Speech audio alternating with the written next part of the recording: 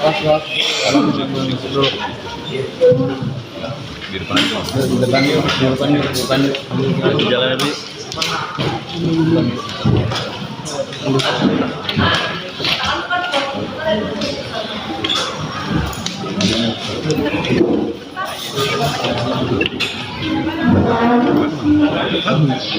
Awas, tangga.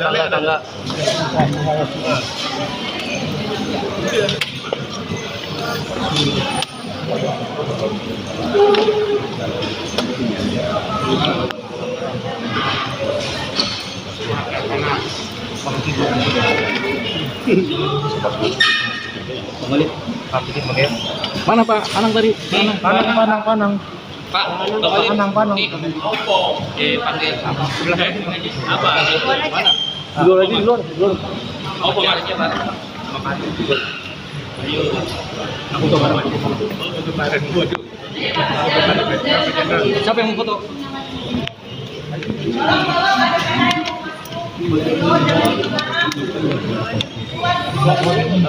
Ini kami tadi baru selesai sidang keterangan ahli pidana narkotika dan ahli juga mengenai rehabilitasi.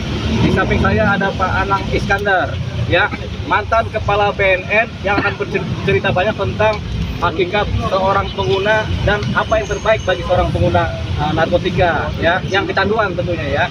Jadi tidak banyak bicara, silakan bertanya kepada Pak Anang Iskandar yang adalah mantan kepala BNN sejak tahun 2012 sampai dengan 2015. Pak, mungkin 3 tahun. tadi kan dalam pledoi Bapak menjawab bahwa Faris FM tidak bisa dijerat pengedar, ya Pak. Yes. Seperti apa, Pak? Ya, undang-undang narkotika membagi 6 peran, 1 peran, ya kan? Kejahatan narkotika itu sebagai penyalahguna, 5 peran sebagai pengedar. Nah, Farid ini, ya kan, dia membeli narkotika untuk dikonsumsi. Artinya yang bersangkutan penyalahguna bagi diri sendiri. Penyalahguna narkotika kalau di asesmen atau diberitakan visum namanya pecandu. Nah, pecandu ini wajib dihukum rehabilitasi. Kalimatnya wajib. Kenapa wajib? Kalau Farid nanti terbukti salah melakukan tindak pidana narkotika, Faris dihukum atau diputus menjalani rehabilitasi. Tapi kalau terbukti Farid nanti tidak bersalah melakukan tindak pidana narkotika, maka Faris ditetapkan oleh hakim menjalani rehabilitasi. Artinya rehabilitasi wajib, baik salah maupun tidak salah terhadap penyalahguna itu wajib direhabilitasi. Ya, terbukti salah, tetapi kalau menggunakan paradigma hukum pidana, maka kalau terbukti salah penjara, itu masalahnya. Dan kalau tidak terbukti salah dibebaskan, itu hukum pidana. Sekali lagi, ya kan? Tadi sudah saya sampaikan sebagai saksi ahli bahwa pengadilan negeri itu berwenang hanya untuk perkara pidana dan perdata. Sedangkan perkara narkotika tidak ada kewenangan pengadilan negeri karena Undang-Undang Narkotika sumber hukumnya adalah konvensi internasional yang mengatur masalah narkotika sebagai obat. Ingat loh ya, narkotika sebagai obat. Penanggulangannya secara kesehatan dan secara pidana. Nah, terhadap penyalahguna seperti Farid itu harus dilakukan pendekatan kesehatan. Tidak, saya kasihan, umurnya sudah tua, badannya habis. Itu membuktikan dia adalah pecandu. Dia tidak mikir makan, yang dipikir adalah bagaimana caranya secara rutin mengkonsumsi narkotika supaya dia tidak sakau. Karena narkotika itu obat. Kalau sakau dikasih narkotika, dia akan normal kembali. Nah ini, jadi pemahaman ini yang harus dimiliki oleh penegak hukum, mulai dari hakim, jaksa, dan penyidik, bahwa pendekatan penyelesaian masalah narkotika, khususnya penyalahguna, menggunakan pendekatan kesehatan, tidak diperlukan pemidanaan. Kalau dipidana, negara itu rugi kobol-kobol. Berapa biaya penyidikan, berapa biaya penuntutan, berapa biaya pengadilan, berapa biaya ngasih makan tahanan, berapa biaya membangun infrastruktur penegakan hukum, termasuk infrastruktur lapas.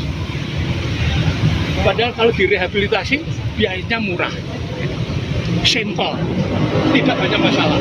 Karena sekali lagi, kejahatan narkotika itu bukan kejahatan yang rumit, kejahatan yang simple, ya kan? Yang digolongkan dengan transnational crime, bukan extraordinary crime yang sulit, tidak. Hanya perlu sistem yang dibangun negara ini harus pas, kebijakan hukumnya pas, implementasinya pas, rehabilitasinya bagus, baru bisa menyelesaikan masalah. Oke, sebelum pelanjutan pertanyaan, ini cuman hanya mau menginformasikan bahwa kehadiran ahli atau Pak Anang Iskandar ini dalam kasus Mas Faris ini adalah benar sebagai ahli dengan posisi netral. Agar supaya teman-teman media mungkin tadi melihat tanggapan dari jaksa penuntut umum tidak ada pertanyaan sama sekali. Begitu juga dengan majelis hakim tidak ada pertanyaan sama sekali. Karena mungkin dipikir ini adalah mungkin subjektif karena dihadirkan oleh tim penasihat hukum, oleh terdakwa. Tapi ini adalah objektif, kenetralan. Bahkan beliau datang kemari itu adalah kesukarelaan. Karena sebagai pengamat narkotik, melihat sayang aja Mas Faris ini sebagai pencandu harus dihukum oleh negara seperti ini, seperti itu. Ya, itu harus digarisbawahi. Terima kasih teman-teman media. Lanjut pertanyaannya. Setelah hukumnya gimana Bang? Kenapa? Setelah mendatangkan ini. Setelah mendatangkan keterangan ahli, nanti ada penuntutan. Cuman kan tadi sudah disampaikan oleh saksi ahli bahwasanya status pengguna dan pengedar beda. Kalau pengguna tidak perlu disidang, ya. Kalau pengedar disidang dipidanakan, begitu. Memang belum ada khusus pengadilan narkotika, tapi Badan Negeri berwenang untuk pengedar.